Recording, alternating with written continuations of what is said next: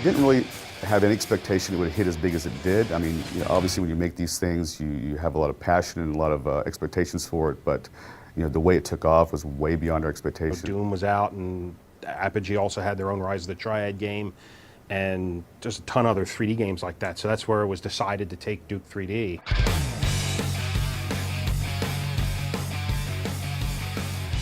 Duke Nukem came out right when the industry was transitioning from the sprite-based games, and that would be where everything is actually, even the bad guys, the animated bad guys, were just a flat piece of art. And as you moved around them or they moved around, it would just orient itself differently. And the industry was changing then to true 3D model with Quake. I don't know if it was the first, but that was the big one coming out. It was decided once we went 3D, you can explode the world a lot larger than it used to be. So the personality and the character and the attitude came through. But even a lot of that wasn't until the end of the game, because as we said earlier, I did the voice of Duke Nukem, just 2 words in Duke Nukem 2. And Duke Nukem was mute through the bulk of the development of Duke 3D. He didn't talk until right at the end when it was decided that, hey, most of these characters don't ever say anything, why don't we do one with a voice? I was approached by a casting director in San Diego, where I live, who was in touch with George Broussard. And George wanted a character voice for Duke that would really bring out the anger and the comedy of this character. Looks like those alien bastards shot up my ride. The very beginning was, like I said, there was 2 guys downstairs, which was Alan Blum, Todd Rupogel, and another artist. And they were putting it together. But the artwork was less than the quality they desired. And based on that, that's when George Broussard got together with Todd and Alan and decided that they were going to throw our entire development team, the in-house development team at Apogee and now 3D Realms, at the project. And so it was already underway, and our key was to develop it into something that could be really, really good. I wanted to get involved with Duke, so I applied at 3D Realms, got a job there, and came down and just had a ball working on it with one of my other co-founders of Gearbox, Randy Pitchford. I didn't become a professional game maker until the mid-90s. I didn't even imagine that such a thing was possible. It was always a hobby for me. So I looked around, and I eventually I got some job offers, and I accepted a job offer in Texas. And I came out to work for a company called 3D Realms.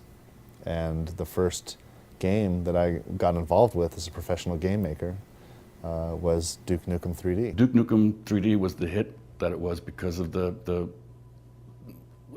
for multiple reasons. Again, we got to spend most of our time making it fun.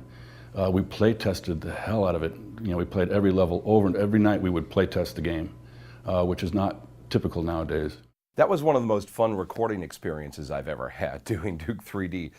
The writing on the game, the lines that I had to deliver were outrageous and funny to me. I would say that the recording sessions took perhaps a little longer than they should have, because I had a hard time keeping a straight face reading some of the Duke Nukem lines. I came here to kick ass and chew bubble gum, and I'm all out of gum.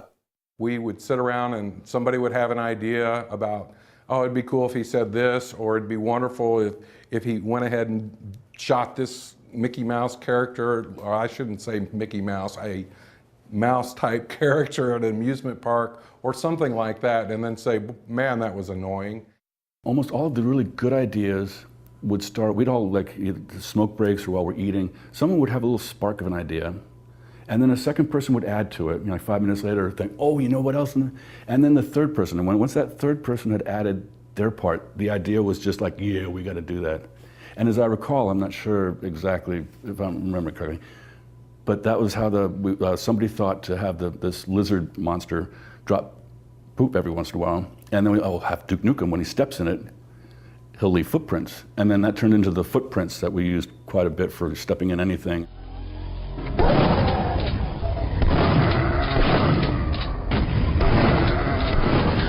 There was a little bit of the Duke personality in Duke 2, because in Duke 1 and 2, yes, there were characters. There was Duke Nukem and Dr. Proton and things of that nature. But the character, the essence of what made the character what it is now, wasn't so much, it wasn't almost wasn't there at all in the first one, and there was just tidbits of it in the second game.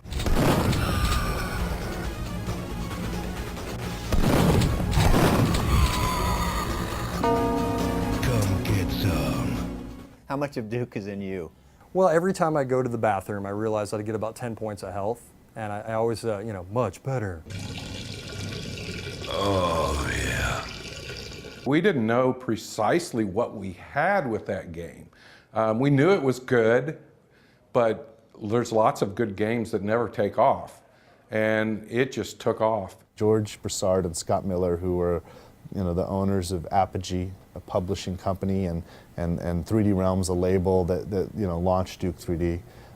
These guys really did a lot to help spawn an industry here in Dallas, and really created the first-person genre. The combination of violence, not real violence, no one's really getting hurt, the combination of violence and humor, to me, is just, and the Stooges, and I mean, there's a lot of examples of that. I'm not sure why that blend is so good, but particularly for me, I liked it. So I knew all along that the game was going to do well. Oh, I didn't know it was going to do well, but I knew we had a hit. It's just really nice to see seeds that are planted grow into what it's become.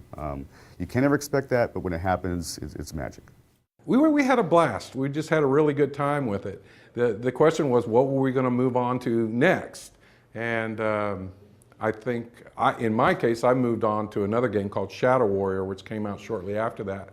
But Alan and Todd and a few other people, basically they were already delving into the next project, which was Duke Nukem Forever. People just want to play stuff. And we did Duke 3D and people enjoyed it, and we did the expansion pack and people enjoyed that. And people just want a sequel, they just want to play something.